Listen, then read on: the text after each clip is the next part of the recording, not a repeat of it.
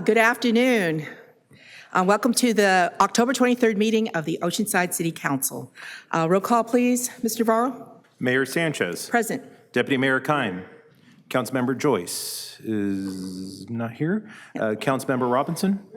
Councilmember Weiss. Thank you. Please rise for our invocation. Today we have Reverend Father Charles Wright of Prince of Peace Abbey. Father Charles. Let us pray. Divine source of all that we have, we turn to you for strength, wisdom, and prudence in these troubled and changing times. We are grateful for your bounty that you shower upon us. We acknowledge our limit in dealing with the vast and uncertain courses before us, especially in attending to the finite amount of resources supplied by your providence. We know that the true test of a government is its concern for all, especially those most vulnerable. Only through your wisdom can solutions be found with reason and especially with the love that is so necessary for the cooperation of any worthwhile endeavor. Oceanside is a blessed place, and we ask for your protection and continued supply of worthy stewards to keep it so. And finally, we hold up to you those who dedicate their lives to protecting it, the police, the paramedics, and the military, ever so present and ever so faithful. So with the deepest gratitude, we seek all of these in your divine name. Amen. Amen. Thank you. Please remain standing and join me, the Pledge of Allegiance. Ready to begin? I pledge allegiance to the flag of the United States of America and to the republic for which it stands, one nation, under God, indivisible, with liberty and justice for all. Thank you. You may be seated.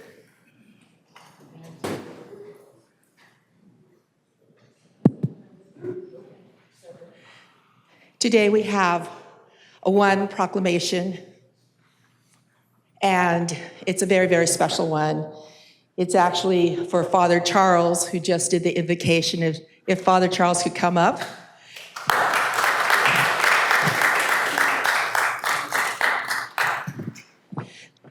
This is in honor of celebrating 60 years of his profession, 60 years of being in the same profession, in the same city, City of Oceanside. Yeah.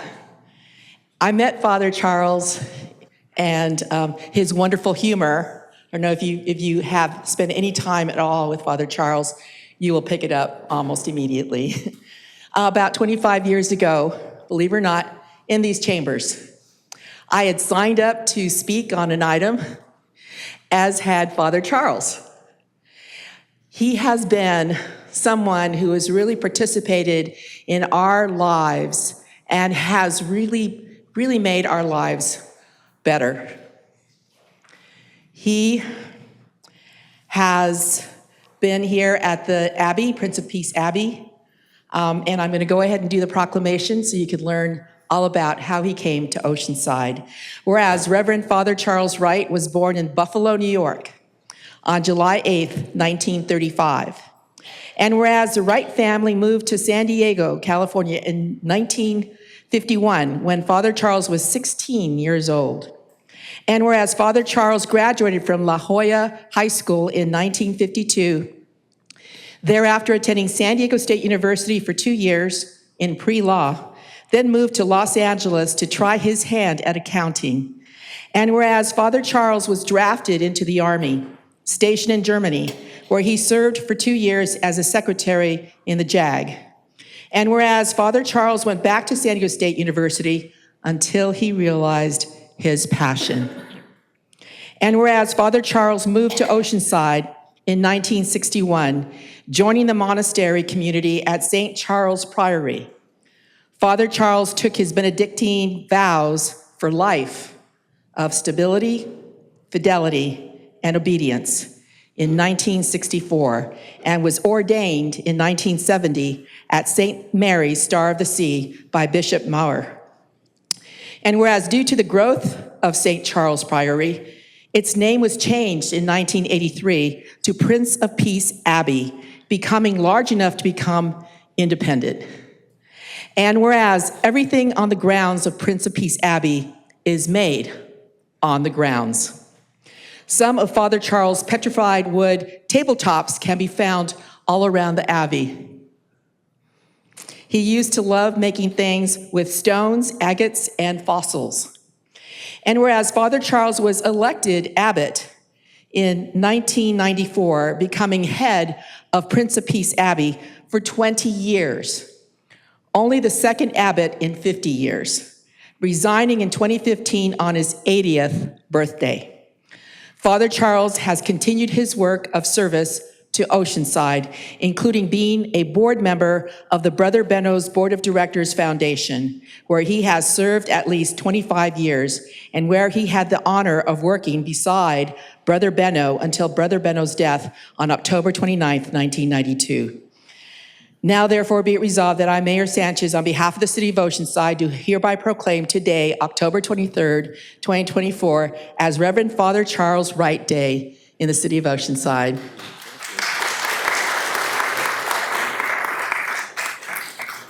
Congratulating Father Charles on his 60 years of his profession, all within the City of Oceanside, and for his now 63 years of work and devotion to the residents of our city. Best wishes to you, Father Charles, as you near your 90th birthday next year. Thank you and congratulations. Thank you. Yes. It's a great honor to receive that, and I remember Oceanside, of course, before the harbor went in, or before 76. In fact, 76 was just a little towpath that I walked on to get to the beach. And I just started a little story about monasticism. You know, some places they keep silence a great deal, but there was one monastery in which they never spoke at all. And this one morning there were two monks out in the garden, and one of them turned and he said, "You know, I just have to say something. I wonder if I chanted it, whether they'd consider it speaking." So he turned to the monk and says, "Good morning." And the other monk was so surprised. Well, he turned around and said, "Good morning." And no one knew the difference. That evening they were going into their Vesper prayer. Same two, only two around there. One of them says, "Good evening." And the other one said, "Good evening." Just then the abbot walked in and heard what was going on and said, "Someone chanted evening." Well, that's a taste of his humor.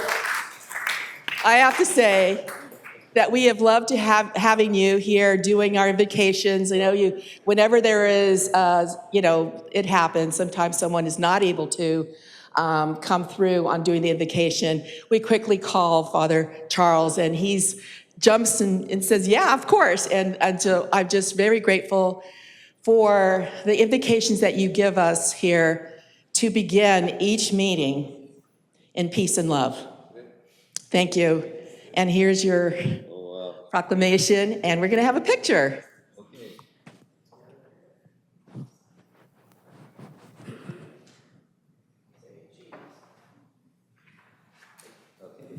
Oh, he was going to sing it, though. No. Thank you. Thank you. Closed session report, Mr. Mullen? There is no report because there was no closed session. Thank you. Now we are on the consent calendar items 2 through 11. Do we have any requests to speak from the public? We have a request to speak from the public on items number 4, 7, and 9. 4, 7, and 9. Okay, there is a motion to approve the balance and a second. No other requests to speak from the council. Please vote.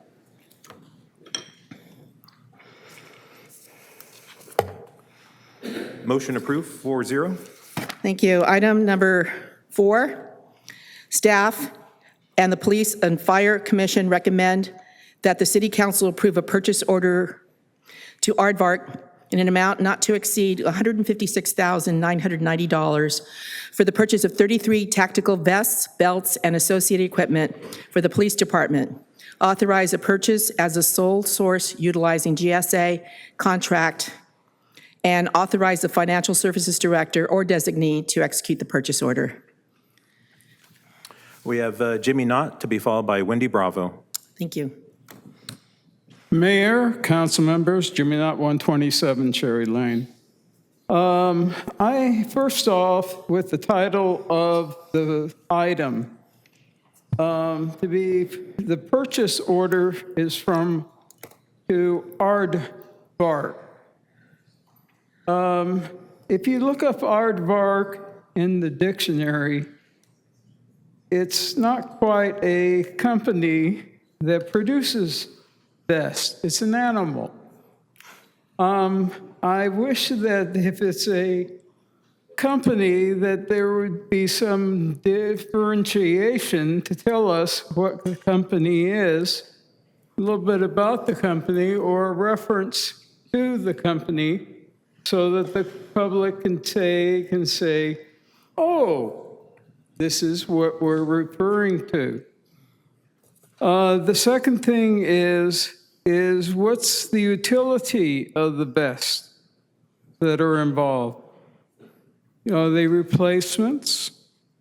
Are they new material?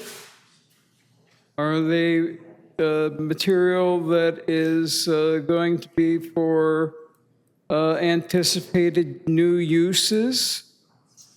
And also, when you put down that you have a GSA contract, is that the Government Services Administration that's involved with that? That would be the GSA I'm familiar with. And then you have the number right behind it. This would be nice to have some clarity into that. Thank you. Thank you very much. Ms. Bravo? Hi, I'm Wendy Bravo, and thank you very much for that honoring of the Prince of Peace Abbey's Father Charles. It was glad in my heart. I'm concerned when I see a general movement of funds, and I've got a problem with $156,990 for the purchase of 33 tactical vests, belts, and associated equipment.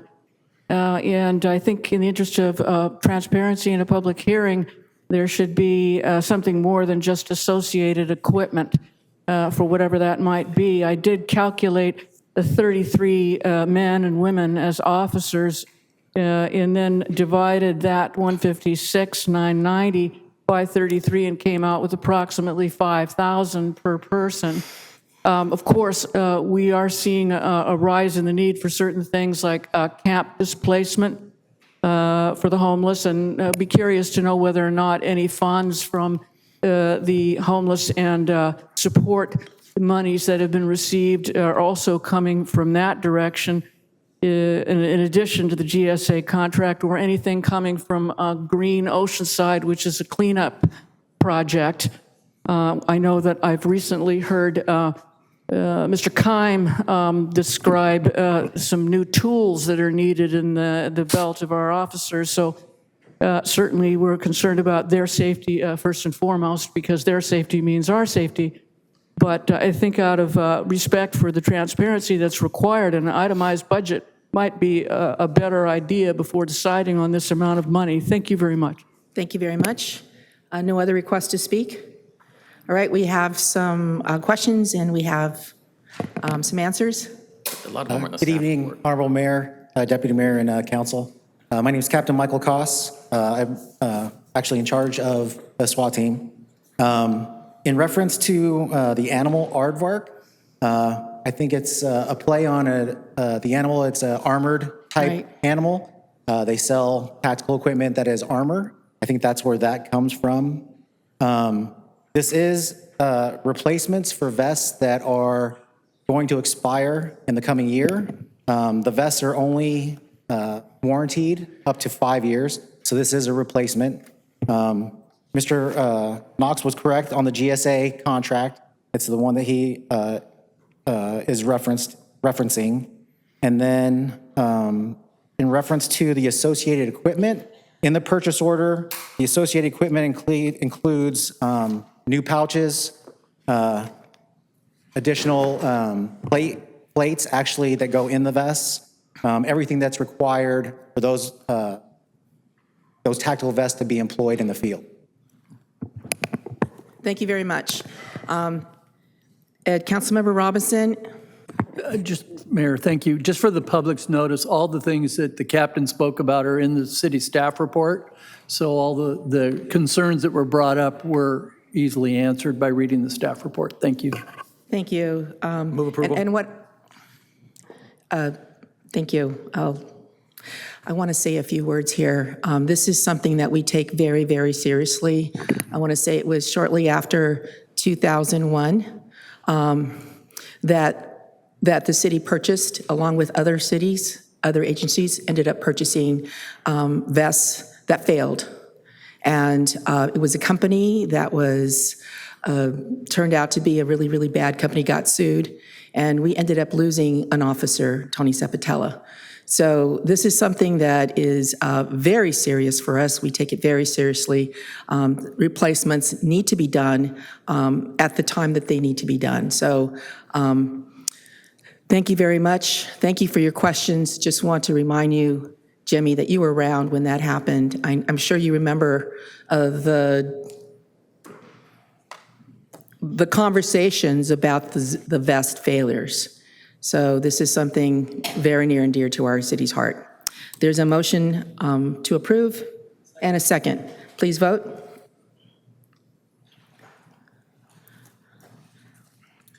Motion approved, 4-0.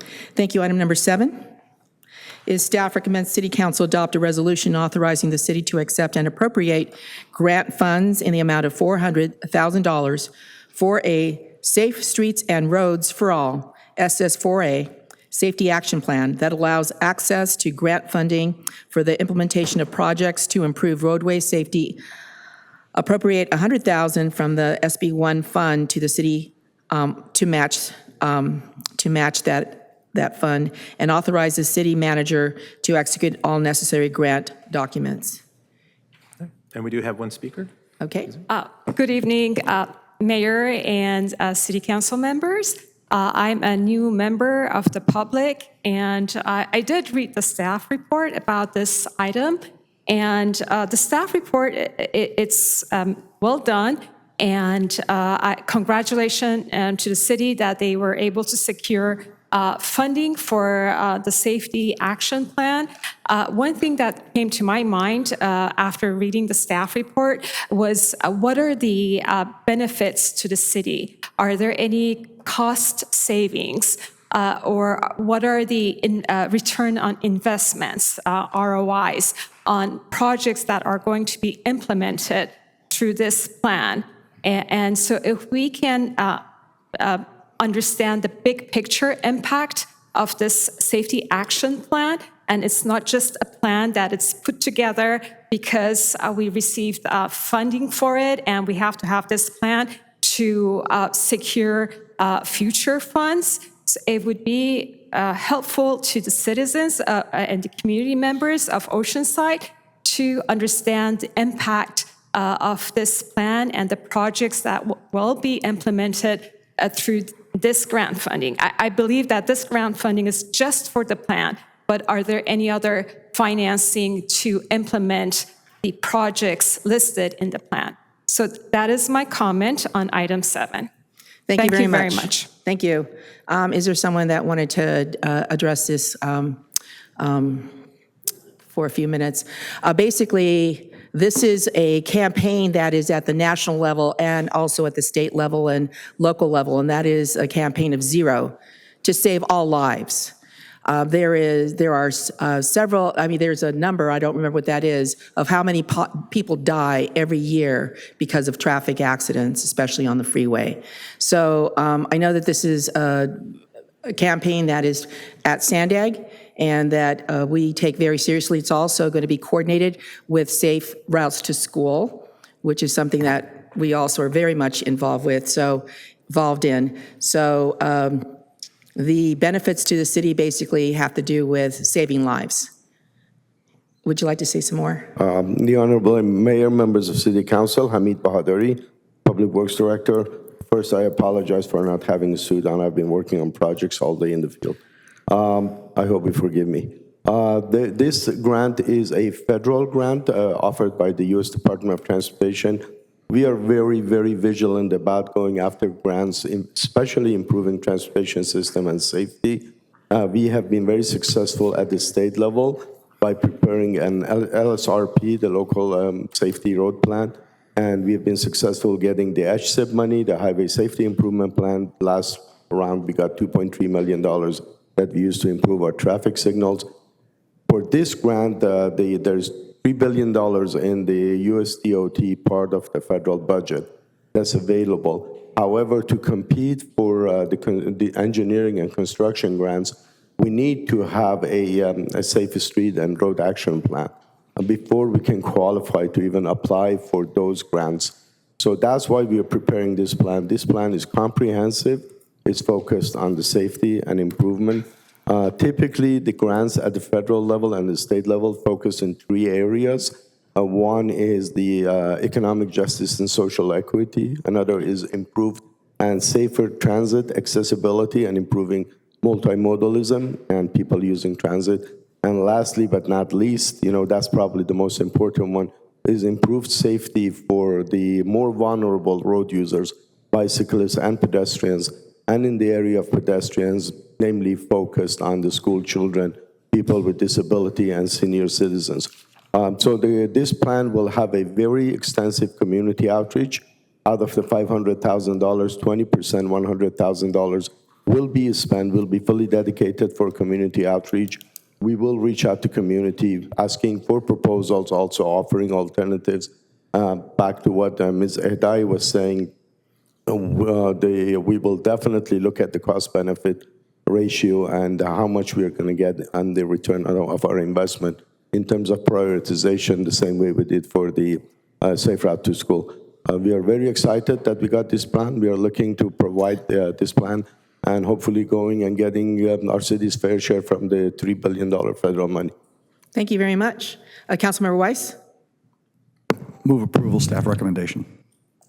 All right, we do have a motion in a second. I want to say that I am very excited about this. I want to thank staff for making that application and being successful. Congratulations. It is a first step, and we do need to be able to compete. I understand there's going to be a webinar soon. One of the calls that we get a lot have to do with safety, traffic safety. And it's very difficult to be doing one at a time. So to be able to have a plan and have the funds to be able to pay for that plan and potentially even be able to apply for the solutions is pretty big for us. So thank you very much. There is a motion in a second. No other comments. Please vote. Motion approved, 4-0. Thank you. Item number 9, staff recommends that the City Council adopt a resolution authorizing staff to submit a grant application to the California Coastal Commission requesting $1.3 million in funding to assist the baseline monitoring program associated with Beach Oceanside, a sea level rise adaptation pilot project, part of the phased comprehensive update to the city's local coastal program, and appropriate awarded funds to the Beach Baseline Monitoring Program Grant Fund account. Mr. Knott.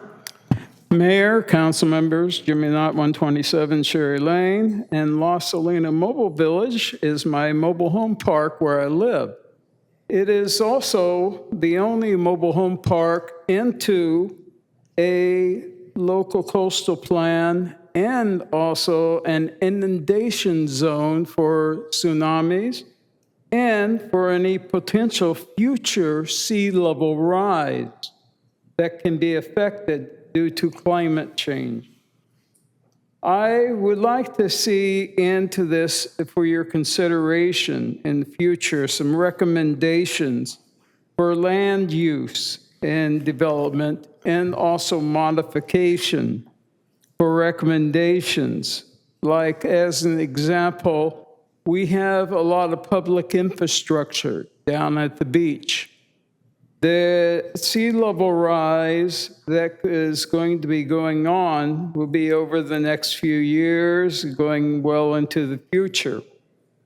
The cost has not been exactly figured out, put into figures, planned for, allocated for future, set forth, and set up as a potential outcome that we need to set aside. Also, the land use for private homes, with the developments that people want to do. Some of it may be unsafe with sea level rise. So this is where I would like to see some projection analysis done with this grant that we take and request. I support it. I wish it would be expanded so that we are well prepared. Thank you very much. Any comments from staff? Honorable Mayor and council members, I will add that to Mr. Knott's point, we are actually in the process of the Rebeach program, also going to be updating the vulnerability analysis that we've done previously, and part of that is looking at vulnerable areas of the city to help inform future mitigation projects for those areas. So that additional study will be forthcoming as well. Thank you very much. Councilmember Weiss? Move approval, staff recommendation. Okay, there's a motion and a second. No other comments at the dais. Please vote. Motion approved, 4-0. Thank you. We're now on item number 13. These are comments from the public on items not on the agenda. How many do we have? On item 13, we have 8 speakers. Okay, let's go ahead and get started. Our first speaker is Michaela Ramirez, to be followed by Lotus Burnquist.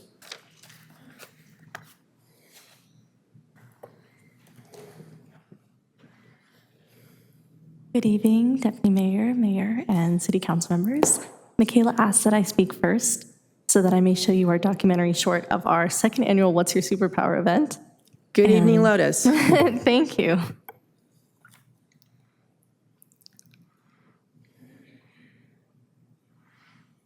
Is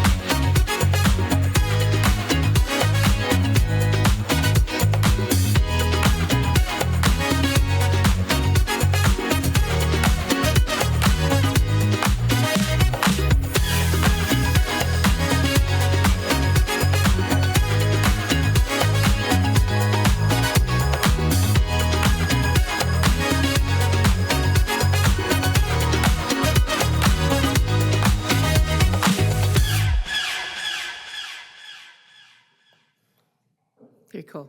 Thank you.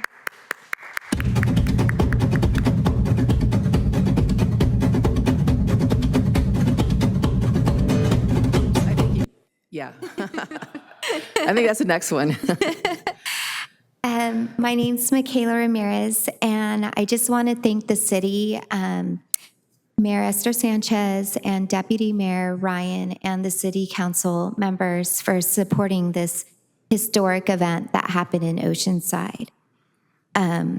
We were able to not only really elevate the able and disabled communities, but we were able to really showcase the youth and teach them about sobriety and how you can come and enjoy different aspects of a community event that's sober for all. That's our big belief. A lot of times people host events that are for children, but then they have the beer garden on the side. That's really not a sobriety event for kids. So we really wanted the children to be safe, as well as, really elevating our disabled and adaptive and para-athletes of the community and beyond. Thanks to, the support of everyone involved, we were able to feed 1,200 youth, free meals from the privateer, 7 siblings, Jersey Mike's, and Wahoo Tacos. We actually received so much love from our industry that at first we thought we were only going to be able to give away $4,000 worth of giveaways to the youth of Oceanside, and we actually were able to give away 40,000 Wow, gifts that's nice. to the youth of Oceanside. So everyone that attended walked away with either a skateboard, a piece of clothing. We gave away over 100 pairs of shoes to kids that in Oceanside that attended and showed up. And it's thanks to our whole community, including, sorry, I'm so nervous. It's thanks to our whole community, the skate community, the nonprofits that were involved.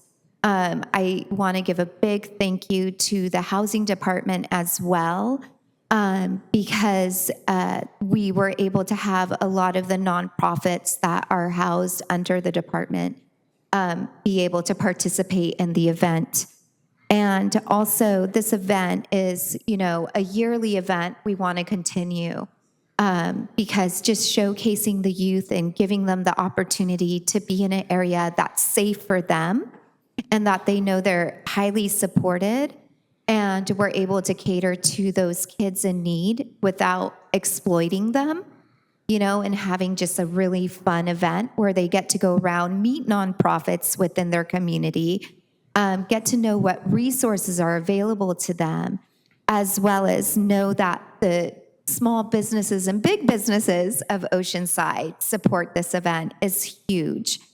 And there's nothing else anywhere else I can honestly say. I have done events in 74 countries, but with Visit Oceanside and their support and the City of Oceanside, it's definitely a world destination everywhere. And I just want to say thank you. We also worked with Olympic athletes that came out, and also our Olympic community CATF that you saw in the video. That's the Olympic Training Center, which they offered all kids of Oceanside that attended to go to the Olympic Training Center for free. So Wow. Thank you.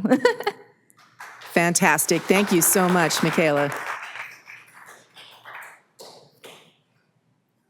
See Jimmy Knott, followed by David O.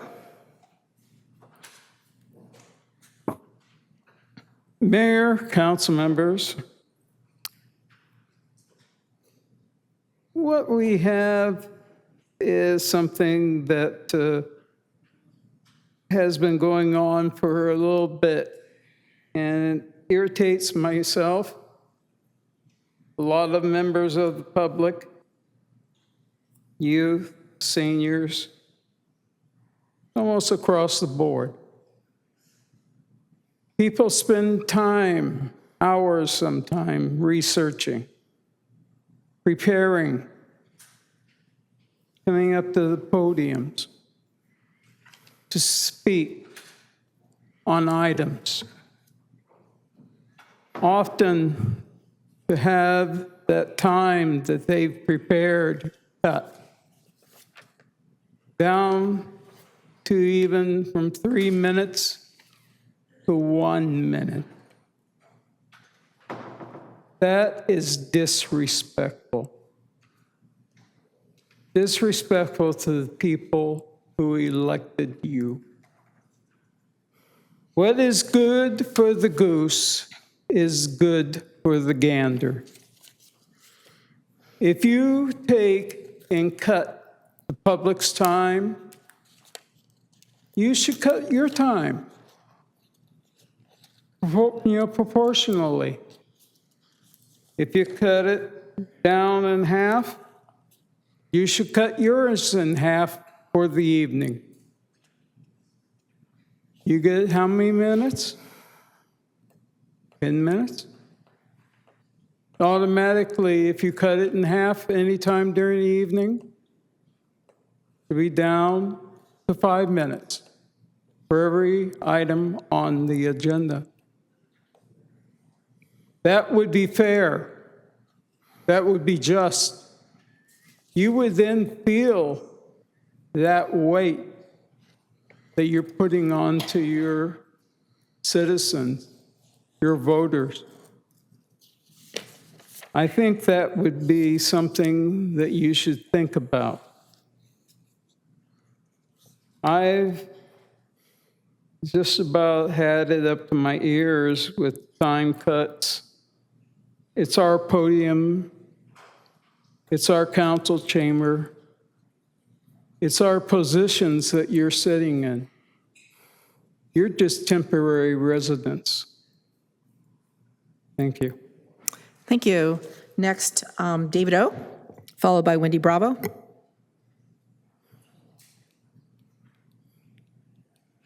Good evening. I have two things. The first one, I just wanted to give this to folks as a resource. We're 2 weeks under an election, and so just wanting to give this as a resource to people.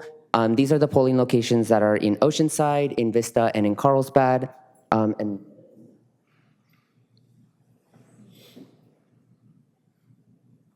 There is a map there as well. This is just a little PDF thing that I threw together. I got all the info from sdvote.org.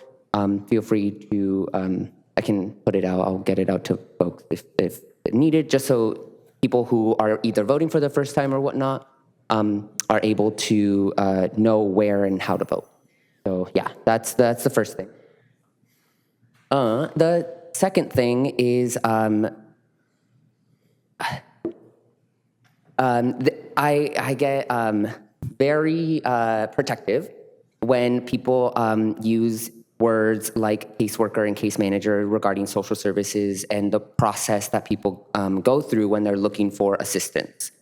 So coming from a background in social work, moving to my master's and trying to go into the more macro work, this is kind of the science that we're talking about. It's a human science, but it is trying to make sure that we're humanizing the people that we are putting into systems that are not necessarily allocated for human experiences to be put through. When we are talking about social work, we are not necessarily just talking about a caseworker that is just working with an individual, but you are also having to get an individual, the environment around that individual, the community at large, the policies that maintain everything. These are the intricacies and the nuances when we're talking about caseworkers, getting people housed. These are systems that are already put in place, and it's not a great system, but this is an important system that we are working with and moving through. And I think that if we are going to be doing homeless service provision or anything like that moving forward, these are the conversations and the nuances that we have to be having when we're talking about social service provision. It is not just, here's a pamphlet, here you go, there's a resource. There's so many more, like, you have to be able to build that rapport with those individuals. And when you are wearing a uniform that has not necessarily historically created a lot of that trust with the community, that is where it gets broken. That is where things fall through the cracks and people aren't necessarily able to get the resources that they need, but they do have a pamphlet, and that's great and all. These are the intricacies that we're talking about when we talk about social service provision, and it's super, super important to be able to have the people who have the expertise and the qualifications to do that at the table. And so my biggest thing was when the management analyst position came up for the homeless encampment coordinator, there was no requirement at all in any of the qualifications or training that was necessary for, and it didn't mention anything around social work. Just please reconsider bringing that forward through the lens of social work. Thank you. Okay, thank you very much. Wendy, followed by Nathan.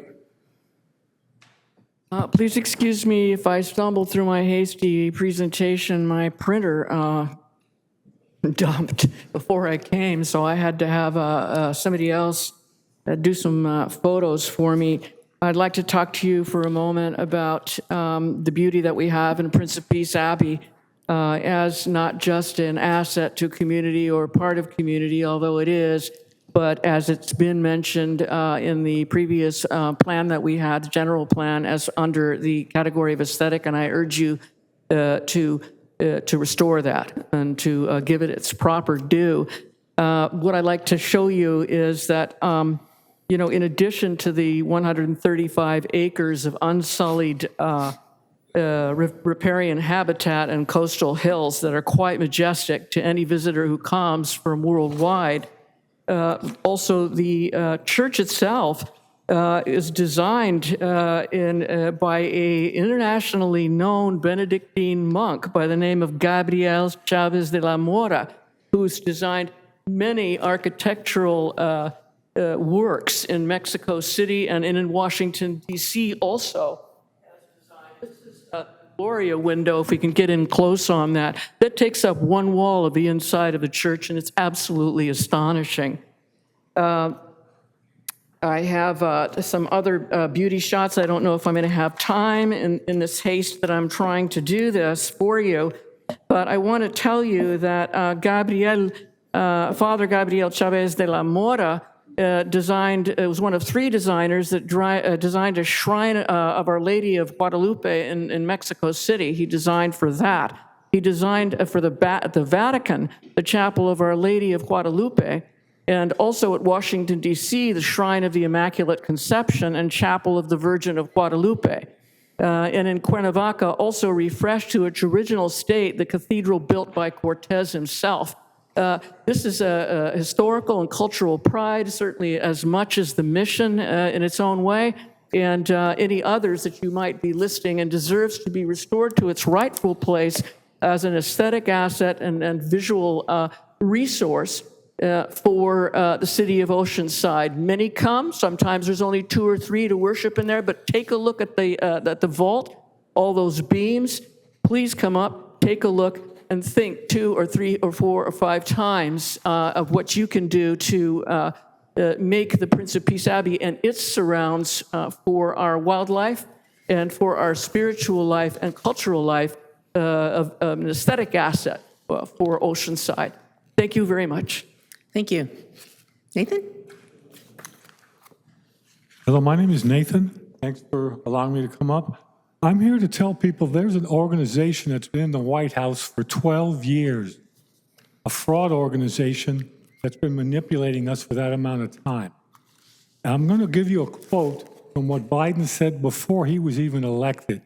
He was talking about this organization, how they helped him and Obama get in the White House. And this is an exact quote. I'd show it on my phone, but it's too small. He actually said, "We put together, I think, the most extensive and inclusive voter fraud organization in the history of American politics." Now, if you look at recent history, I think it's becoming abundantly clear what he meant by most extensive and inclusive. Character assassination is only part of it. We have to really think about what's really happening in this country. There is a fraud organization in the White House. If you can find the video and listen to it, it is actually happening right now. Okay, we're coming up on this. Everybody seems to think that, at least not everybody, but they're trying to make Trump look like he's a really bad guy, and he's not. The things that they're saying about him are totally off the wall. Think again, most extensive and inclusive. Those words mean a lot.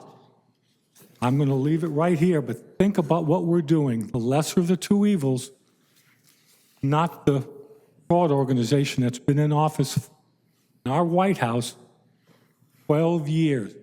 Once again, if Kamala gets in there, that will give them 16 years. You think about this. A generation is what? 25 years? They've been in almost halfway there. Okay, think about what Stalin said. Give me just one generation of youth and I will transform the world. Thank you. Thank you. Next, Max Disposti, followed by Mary Ellen Reese. Good evening, Mayor, City Council member. Thank you for having me. I'm here today to share a petition that's been going on just in the past 5 days or so, and a press release that was released yesterday from some of us concerned residents and local leaders. The petition is titled Restoring Dignity and Showing Up in Solidarity with Our Unhoused Neighbors. In the first week of October, 2 unhoused community members were brutally killed in the streets of Oceanside. Data continues to show that unhoused individuals are often victims of violence, but these 2 deaths occurring in close successions have raised urgent concern about the safety of our unhoused neighbors. As local leaders, community members, and service providers, we're deeply concerned for the safety of our unhoused neighbors. So the signatory of this petition asks for justice and the following demands. And there are about 32 organizations so far, about 200 signatories. We just started. One, we just demand justice and a thorough investigation into the killing. I know the police is working on that. And we want to make sure that those are responsible must be brought to justice. 2, we demand transparency in collaboration within the city, law enforcement, and local service providers. Unfortunately, none of the local service providers were consulted before the decision-making process for this new council decision regarding to the ban, and nor we were informed about the crimes except through the police press conference at that time 2 weeks ago. 3, we call on the Oceanside City Council and all the other North County City Council to reconsider their encampment bans. I know it's been discussed that today you have the final vote, and instead work collaboratively to develop permanent housing solutions that replace criminalizations with compassion. For those reasons, we're inviting the council and the mayor to participate next Wednesday at 5:30 p.m., October 30, I believe, to honor the lives that were lost in Oceanside and to uplift the voices and dignity of those that are unhoused rather than criminalize them. We invite the public to join us in standing solidarity in this peaceful candlelight vigil, and we invite people to sign the petition and to participate. Thank you for your time. Thank you. Thank you very much.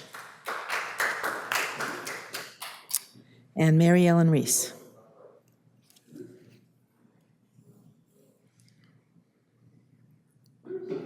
Thanks. Mayor, council members, and people of Oceanside who I hope are you watching this, please, if you are, share this with your friends. I'm showing this because you people may not know it either unless you went to the website and looked. As of this morning, these are the accurate figures for contributions by PACs seeking to influence our election for city council. These are independent expenditures made by PACs, individuals, groups, or organizations to advocate for the election or defeat of a candidate without coordinating with the candidate or their campaign. These expenditures are not subject to the same contribution limits as direct donations to a campaign. These expenditures do not appear in the candidate's normal contribution reporting.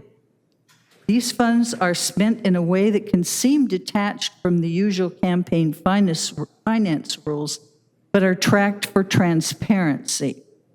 The candidates can see these expenditures when they are filed with the city if they are interested, not before then. So the questions are obvious. Why would anybody spend almost 10 times the annual salary for a mayor's, for a candidate to be elected mayor? 10 times the annual salary. When that happens, who do you think that candidate's going to work for? Local neighborhood safety or neighborhood preferences? Roads getting fixed? I don't think so. The people who would be donating for that would be the people who live here. And none of these people do, well, except for the Chamber of Commerce. Anyway, please look at this. Be aware of the people who are trying to control this election. And if you're not getting your share, you might ask why. Anyhow. Thank you very much. Item number 14. Oh, sorry, Sandy Beal. I didn't see, there you are. Thank you. Here I am. Sandy.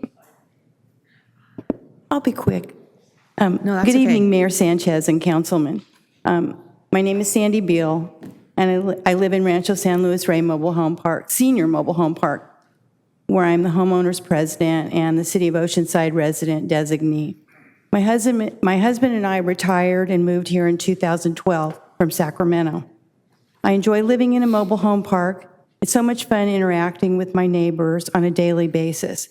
Mobile home parks are not like they were even 10 years ago when they were owned by families.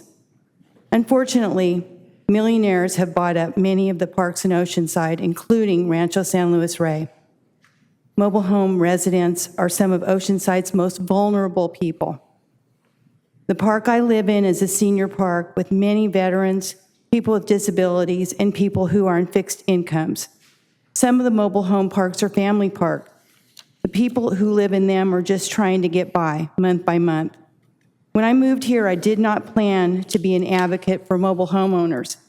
Sadly, so many of the mobile homeowners cannot fight for themselves, so there are a few of us who can.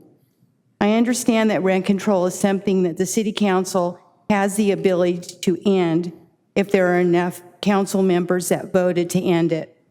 I am here to say that mobile homes are some of Oceanside's most affordable housing. Our rent control should never be an issue. It is scary to think that the millionaire park owners in Rancho San Luis Rey's case, John Saunders, may be able to influence city council members into ending it. It's so sad that retired people, veterans, people with disabilities, and families on fixed incomes have to worry about their future every time there's an election. Rent control for mobile homeowners is crucial, and I, for one, will fight to keep it for as long as I'm able. Thank you. Thank you, Sandy. All right, item number 14 is on the adoption of ordinances. Staff and the Police and Fire Commission recommend that the City Council adopt an ordinance amending sections 20.21.1 and 20.21.2 of the Oceanside City Code related to the city's regulation of public encampment and the storage of personal property in public places. Any requests to speak from the public? We have 3 speakers on this item. Okay. Our first speaker is Jimmy Knott, to be followed by David O. Mr. Knott? Mayor, council members, I will not waste too much of your time on this. I was speaking on this previously. I think that when you look at a person's possessions and you look at their creative work, you may be also destroying something of value, not of our time, but a future time. And you may want to think about that. How many great artists, writers, great politicians, others have been homeless for a period of time in their life. And if they have possessions, and their possessions are removed and then destroyed, what is remained? You have very little left. And when it comes time for a retrospective of their work, they'll point to someone and say, why? Will they point to this? It's a good question.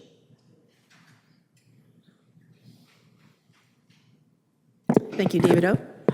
Hi, yes, so kind of just speaking to my previous point during the off-agenda items, there are a lot of nuances that happen around service provision and around homelessness, and I don't think that with this being brought forward, there was enough planning or foresight to think about the larger implications of this.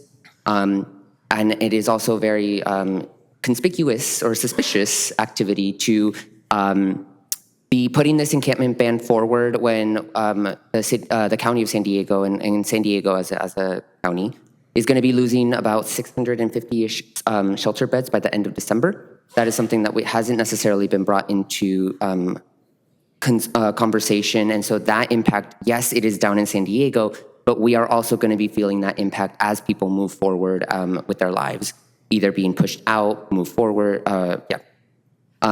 so those intricacies, those nuances need to be brought into the conversation when we are talking about encampment bans and all these other services that are going to be able to be provided. We have a lot of money that's going to be coming in for the encampment resolutions. We also have the safe parking lot program that's going to be coming up. We have all of the current programs that are going to continue to be funded if and when Measure X passes. So all that to say, we do need to have a coordinator that is able to actually look at the homeless services and take in what is going on and coordinate all of those efforts. This is not just something that we're trying to get people housed. This is also going to be something regarding documentation when we are having client interactions. This is also going to be something about street outreach and housing navigators. There's all these layers of things that we have not necessarily brought into the space and service providers have not necessarily been brought in to the level that they need to be when we are talking about service provision. And so these kind of things are the things that we need to start looking at when we're trying to coordinate services, because if not, we just fall through the crack and keep trying to apply Band-Aids. We keep throwing money at things, and that is not necessarily the way that is going to be solving issues, solving homelessness. And so it's just, please reconsider bringing this forward, bringing that through. I understand it is a tool, but also there are other tools that we can use. There are also other modalities that we can bring it forward. You just need to be able to have the right people in the right spaces with the right voice, bringing everything forward. And so just please reconsider. There is a lot of coordination that needs to happen. This is not just grant funding that we're risking, but also just livelihood, personal information that can get out into the wrong hands. You saw the 2 murders that happened over at the riverbed. That is more and more as we continue to push people out into the outskirts. So let's not continue to marginalize our community that is already vulnerable, and let's hopefully bring some coordination to the homeless services. Thank you. Thank you. And part of this was also having a workshop on homelessness, and that would be a good time to bring up this idea of a coordinator. Thank you.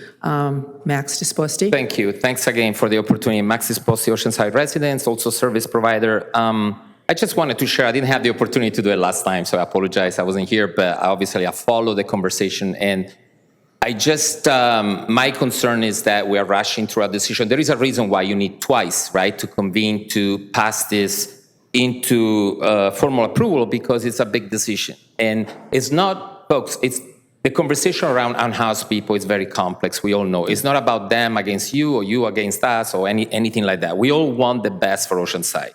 So no one is accusing about anyone doing otherwise. But my concern, we are rushing into decision-making process. I was concerned about how we got to this conversation. It was proposed by the police, but the service provider were not consulted in that process. I'm a commissioner of the City of Oceanside. We were not brought into the conversation. Oceanside is actually doing really well in addressing the issue. Of course, it takes time. It will not disappear overnight.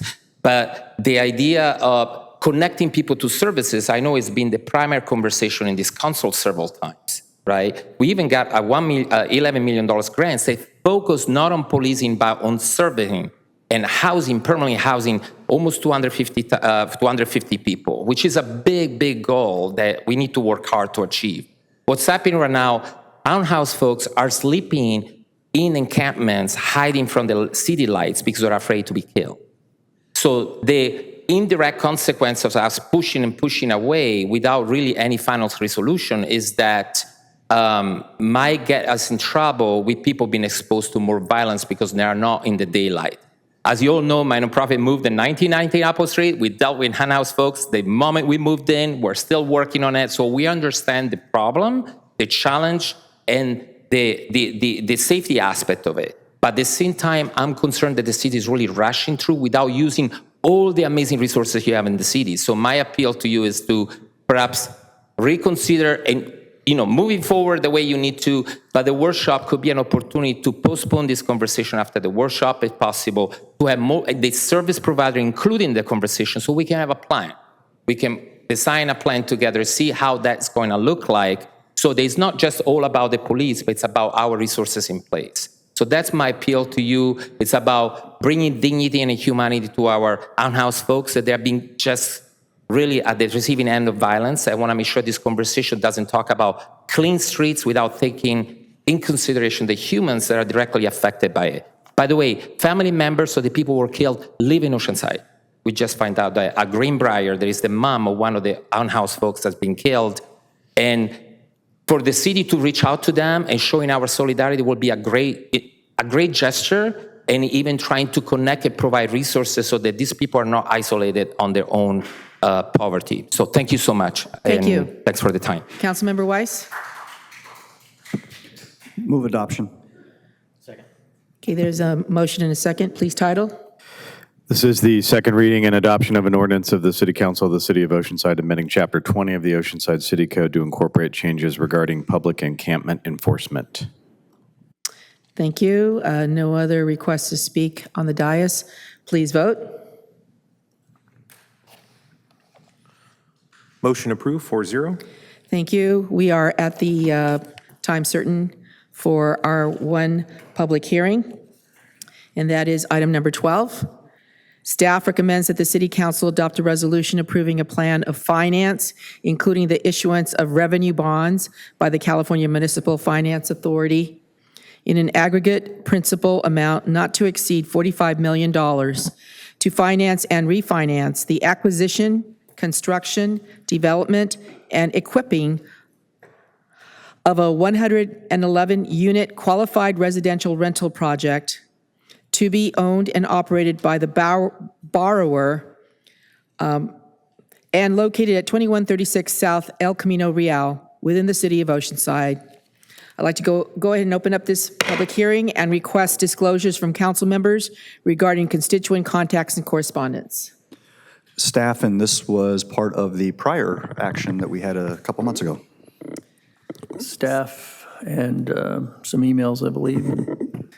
Staff of the prior hearing, but I also had a chance to speak to the developer. Staff, public. All right. Mr. Navarro, do we have any correspondence and or petitions? We have not received any correspondence or petition on this item. Okay, I'm going to go ahead and begin this hearing with Ms. Leilani Hines, our Housing and Neighborhood Services Director. Ms. Hines?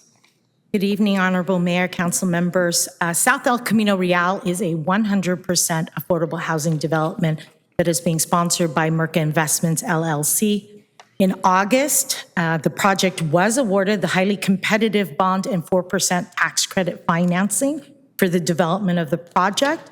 CMFA, or the California Municipal Finance Authority, will serve as the issuer of that tax-exempt financing. So tonight, we are requesting that the council hold the required public hearing for the bond issuance and then adopt the resolution, the very wordy resolution related to that issuance of a maximum of $45 million to finance the construction of the 111-unit project at 2136 El Camino Real. It's important to note that this public hearing and the adoption of the resolution is solely for the purposes of satisfying the requirements of the IRS tax code, which requires that the applicable elected representative of the governmental unit, which is the City of Oceanside, that is hosting the project to provide the approval of these bonds. So the project is located on a 2-acre, currently vacant parcel along South El Camino Real. It's just north of the Target and the Winco Market on El Camino Real. The site is identified within our housing element as a site for low-income housing. It's currently also in the process for its ministerial entitlement review as a 100% affordable development. South El Camino Real is 111 units. It provides an equal mix of 2- and 3-bedroom units. It'll provide a mix of affordability from those who are at that extremely low income category at 30% AMI to 80% AMI, which is considered low income, with 22%, actually it's 44% at very low and extremely low income. So to give you a flavor of what that looks like, a family of 4 at a very low income level makes about $75,750 a year. So the total project cost on this project is about $56 million. It equates to just over $500,000 a unit. The majority of that financing is coming from the, again, competitive bonds and tax credits. And it's important to note that as part of the 2024 NOFA process in which Council conditionally awarded funding and project-based vouchers for the program, one of those conditions was to receive the award of bonds and tax credits, and the project has done that. California Municipal Finance Authority will be the issuer. We typically do look for a higher value dollar for the maximum. It is the sole responsibility of the borrower for the repayment of these bonds. Not CMFA, not the city. They are responsible. It's a self-supporting program. They'll pay for all costs of issuances, the cost of the note, cost of attorney fees, and it does not constitute a debt of the city or CMFA.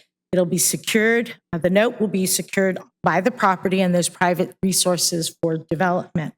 I also did want to note that we are currently working on the project, not only on the entitlement, but really working on the numbers for the city financial assistance. And we think that we are going to be able to lower actually the conditional award to a more reasonable amount. So we're happy and pleased to be able to leverage our resources in that way.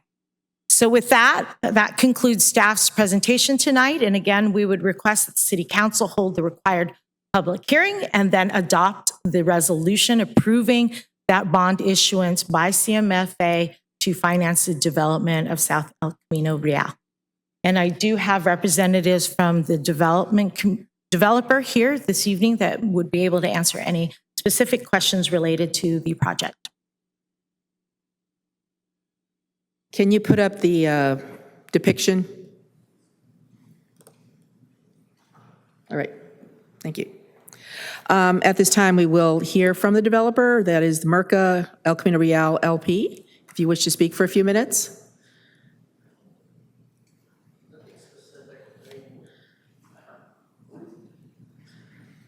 I think they're just available to answer if you have any specific questions.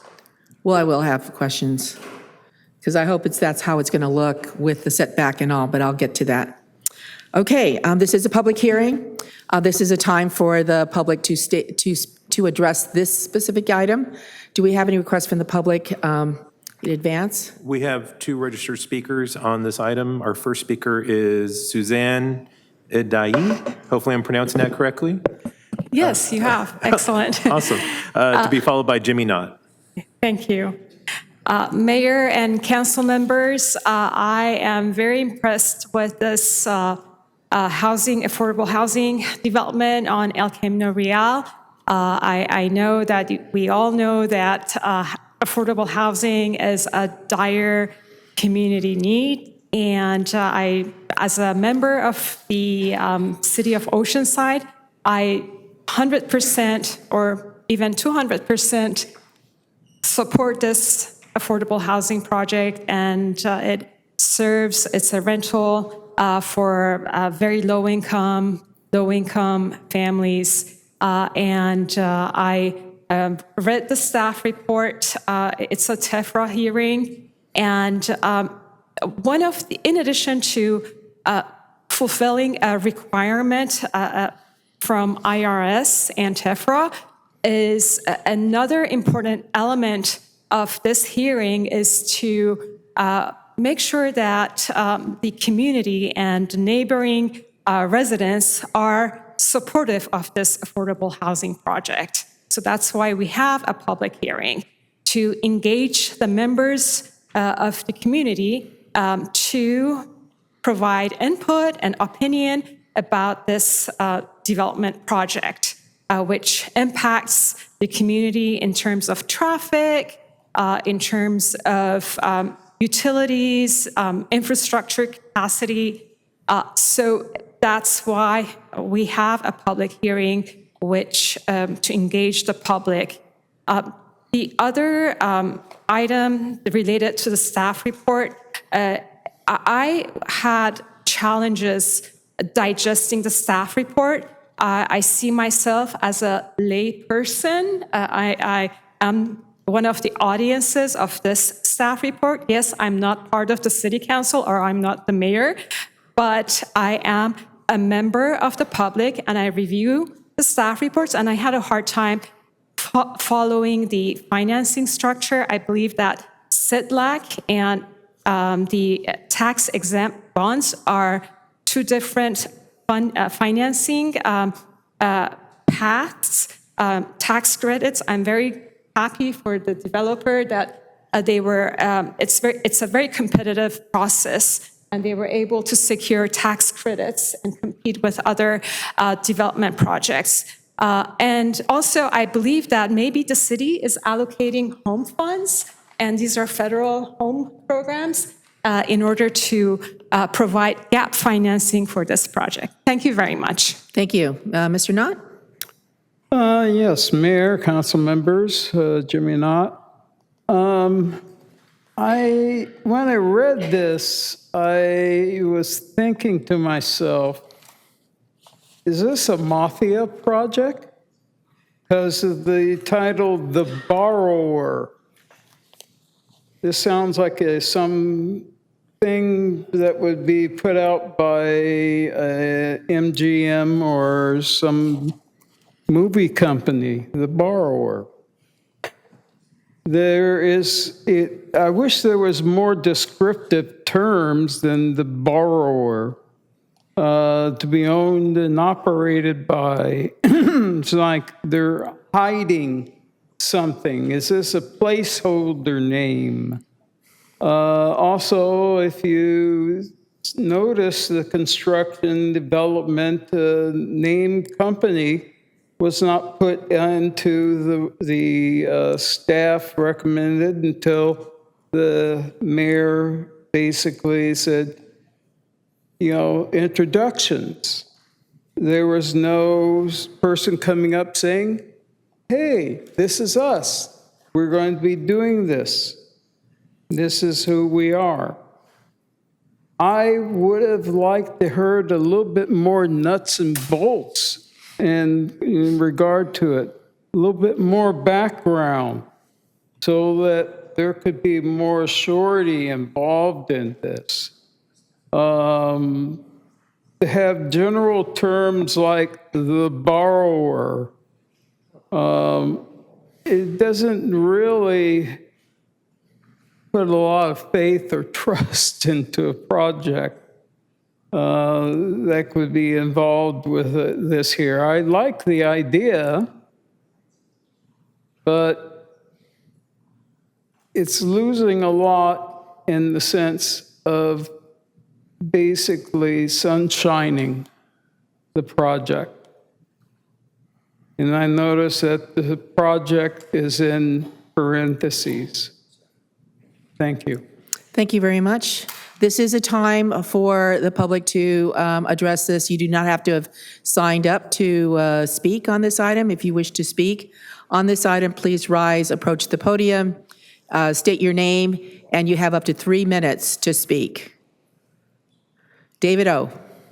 Hello. Just a quick little thing on this. This is one of the examples of bringing in a project that could potentially add a lot more. Yes, it is an affordable housing project. I'm all for that. Also looking at the infrastructure that is around that, El Camino is already a densely packed roadway. And so how is it that we're going to be able to mitigate some of that? Those are just some of my concerns. Yeah, and I just wanted to bring that up. Thank you. Thank you. Anyone else wishing to address this item, please rise, approach the podium, state your name, and you have up to 3 minutes to speak. I see no one else rising, so I'm going to go ahead and close this part of the public hearing, and I'll go to staff first. I think what is being asked is, and it could have been anybody, could have been referred to the applicant as the developer or the applicant. In this case, the person who wrote the report decided to call the person the borrower to clearly state that this is these are funds that are being borrowed that will be repaid, and that the city has no obligation to pay anything.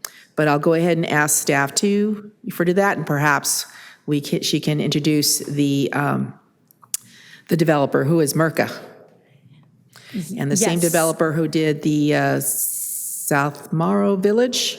South River Village, yes. South River Village. Mayor, you did a good job of explaining why we use the terminology of borrower bond financing is really a below interest rate loan, and it's secured against the property, and hence why when we talk about bond financing, we talk about the applicant versus developer as a borrower, because they are borrowing that bond amount and that bond authority. And Merca Investments LLC is the developer of the project. They have developed a number of projects. I think combined total, they have many years of experience in the various development communities. They did develop the South River Village project currently under construction. And I don't know if they would like to say a few words about the project, but I know we are able to answer any specific questions. I do want to remind council that on June 26, this project was actually one of the projects included in the NOFA consideration that the council did consider and did conditionally award $6 million in funding for it, as well as 50 project-based vouchers. So the project was discussed in that staff report and presented to council at that point in time as well. So this is in actuality almost like the second step of this project. Right, thank you. And so I do have a couple of questions to the developer, Merca. Good evening, everyone. Could you identify yourself? Jesus Suarez with Merca Investments. Okay. So we have a depiction of the project that is before us. So that seems to indicate there's going to be a setback, there's going to be some landscaping. That's correct. Looks like there's going to be parking. Yes, that's correct. So right now, like Ms. Leilani Hines said previously, we're going through a ministerial review with the City of Oceanside, and all those setbacks that we are in architectural plans are per code. But we're of course going through the ministerial review with the City of Oceanside. Yes, I understand this is a by right project.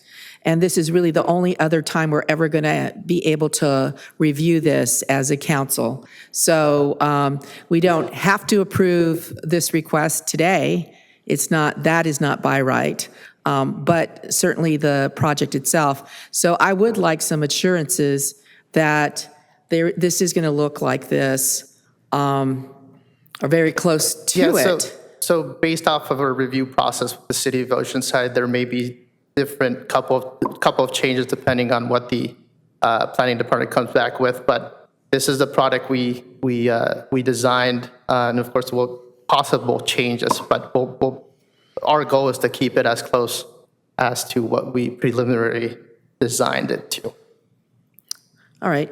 So to staff, are we able to say because I like the way it looks in general. I'm not going to be here saying, oh, it looks like he changed it by an inch or 2 inches or whatever.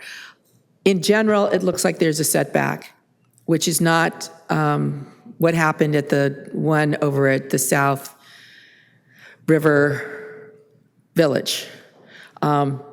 This one looks a lot, I will say, much more pleasing to the eye, and which would mean like people would want to live there, right? So can we do a condition that we approve this conditioned on there being generally the setbacks and landscaping that is depicted? The action before you tonight is really the resolution approving the issuance of the bond, so it's strictly on the financing. It would be hard-pressed to guarantee anything as the project is going through the entitlement review process. Yes, it is ministerial, but they are currently working with engineering staff, with our planning department staff. All right, to just look at the because different. time is running here. Sure. John, is there any No. way that, no? So pretty much, You're approving the plan of finance. The entitlement, what the project looks like, is going to be handled through the code. But as I understand it, the design that you're seeing is what they submitted to be consistent with the code. I see the Director of Development Services is here if you have any questions about the project. She could probably answer them. Okay. But this is the plan of finance. That's all, the only thing that's before us. yeah, I know that, Yeah. but I would feel much better about this since I'm not going to be able to say anything more about what it looks like. Right, but we Forever and can't ever. transform it from a ministerial approval into a discretionary approval, which I think is maybe not your intent, but that's how it Not would my be intent, affected. just I know that I don't have to say yes to this tonight. Correct. Okay, we have the Development Services Director here. Darlene, Good evening, Honorable Mayor. how's it going It's going. on this project? We are definitely working hard with the developer to process the ministerial action. Do you see any potential for this not looking like this, for doing some drastic changes that would not have a setback? I'm not as intimately familiar with the design as the rest of my staff would be, but I think I really could just share with them your sincere interest in ensuring that this is a design that you approve and support and would like to see. I have an interest in developed. ensuring that this is a walkable community. There is the, what is it, the Wingo, not too far from here. So potentially that people could be able to walk to a grocery store, certainly my favorite place, Terry's Cafe, and some other places nearby. But if it doesn't feel safe, because this is high-speed traffic on El Camino Real. I mean, sometimes it feels like it's 65 miles an hour. And when you're walking right next to a street and there's not much of a setback, it doesn't feel safe. So what my concern is that we do as much as we can to ensure that it feels like it's a walkable part of a community here, and that we'll be able to encourage people to walk. I understand, and we'll make a good faith effort to work with the developer to make that known. All right. And could I have the developer back and see if they're going to make any kind of commitment to this? Because you do want to work in Oceanside again, right? Of course, no. As mentioned before, I think we'll do our best to hear out these comments and work with the City of Oceanside to address any issues. Walkability-wise, I mean, we go through like Ms. Leilani said, we go through a very competitive stage through our application process, and proximity to amenities is key. This project itself it's close to transit, close to grocery stores, and schools. So addressing the walkability item, but yes, we'll do our best. Okay. Well, I appreciate that, because I did talk to some of your other representatives, and that they seemed to talk a lot about walkability and ensuring connections to critical places like a grocery store and things like that. So, all right, thank you very much. To the council, Councilmember Weiss. Yeah, I have a couple questions for staff. So because this is an affordable project, under state law, they are going to be eligible for concessions and waivers of development standards. Is that correct? I apologize. Could you repeat your question? Because it's an affordable project under state law, they'll be eligible for concessions and waivers of development standards. That is correct, yes. Okay. All right, thank you. Thus my questions. No other lights? Councilmember Weiss. I'll move approval of staff recommendation. Okay, there is a motion and a second. Did you want to speak? All right. I do want to, I am going to watch this very carefully because we don't have a whole lot of discretion when it comes to these, at least at this time, which I think could be changing because there's a lot of cities who are not happy with the laws that are being passed by Sacramento. So I am hoping that you guys really pull off a really good project for us. All right, there's a motion and a second. I'm sorry, the public already had the opportunity to speak, ma'am, I'm sure. I'm sorry. There is a motion and a second. Yes. There's a motion and a second. Please vote.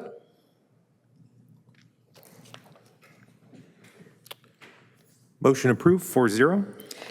Thank you very much. So now we are on council member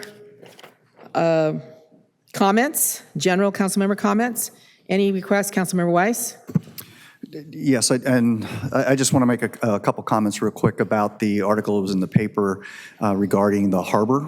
And we are now reestablishing essentially a police presence in the harbor. And if you recall, the push to convert the service from police and marine unit to the lifeguard and fire unit was actually initiated by people in the harbor and the Harbor Beaches Advisory Committee. And now we're staffing additional police units on overtime. And I'm just hoping, and I don't need an answer from the city manager tonight, I'm just hoping that that overtime is being charged to the harbor and that the general fund and the general public as a whole are not subsidizing specific police protections in the harbor. Mr. Borrego, I was planning on asking you to address what was happening in the harbor at the last meeting, and I actually forgot to ask you to do that. Can you do that now? And it is not the Harbor and Beaches Advisory that requested this change, not at all. They wanted a different change. So, Mr. Borrego? Honorable Mayor and council members, yeah, I will briefly address this topic, but we have been actively working with the Harbor Beaches Advisory Committee and members of the harbor community in order to improve the safety down there. We did actually run some statistics recently, and reported crimes and calls for service have actually been trending downward recently. The couple of high-profile incidents that we did have out there were, what I would consider to be anomalies for the area. Certainly the harbor is very safe. Nevertheless, we are working on a number of items. Those were actually presented to the HPAC last night and were well received, including some additional security cameras in the area, imposing a curfew on the fire rings and the fire rings too. Correct? That was considered, but there were mixed feelings about removing them, to be honest, so we are looking into that further. But there are a number of other items that we're looking at to address those concerns, but we are actively working on it. All right, thank you.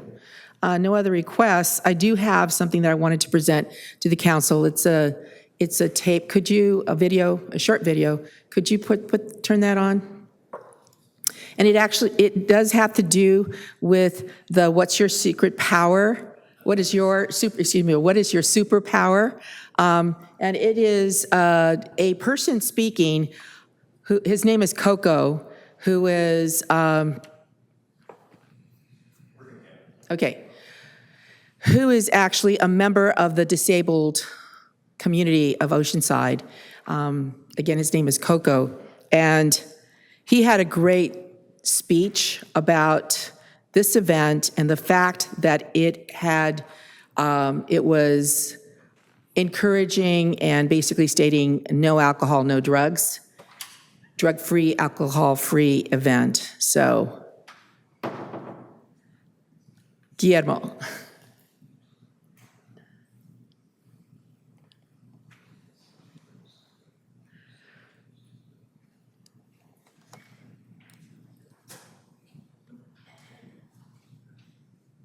Confidence.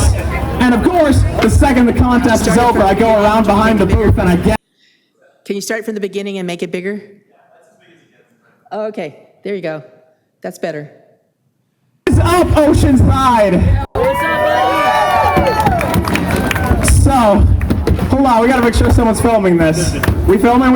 Yeah. Okay, good, yeah. Because I wanted to say something about this event. Well, first things first, the vibe out here has been infectious.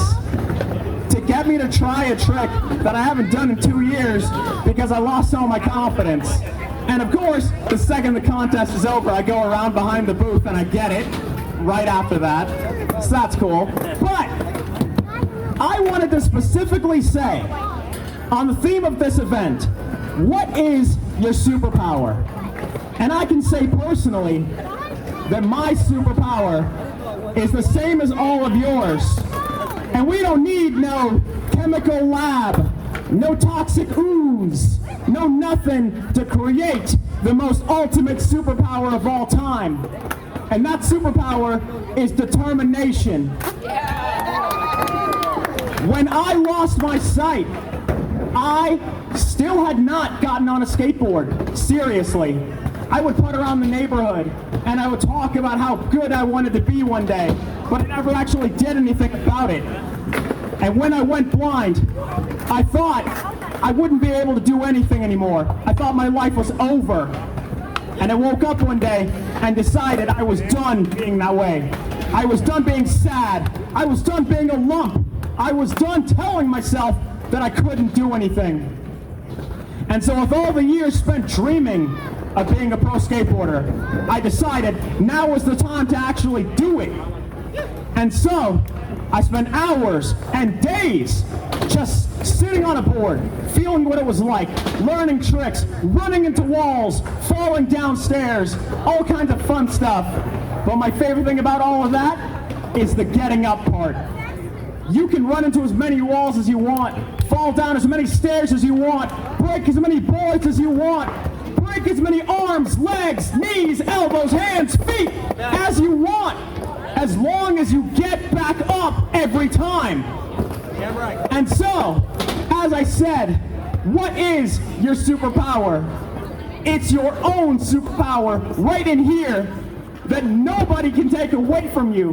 And you don't need no chemical lab or no toxic ooze to create the most important superpower of all, and that is determination. Stand up, stand tall, never give up, and don't let anyone in your life tell you that you can't, because no matter what, you can, always. Thank you, Oceanside.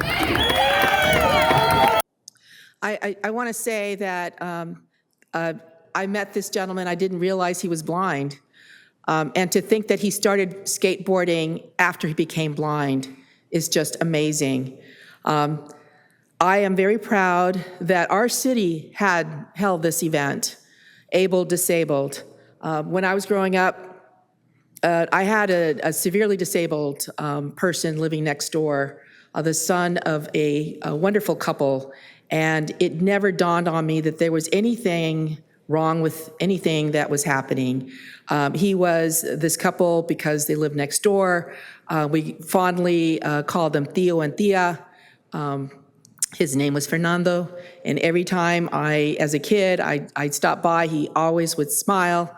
And to me, the fact that we are doing this, that we are moving forward on working with the able-disabled community, and even looking to do adaptive skateboard here in Oceanside to be competition and be that destination place for this very wonderful community is just so exciting. So this was Coco. It was as I understand it, it was a really, really tough thing that he went through when he realized he was going blind.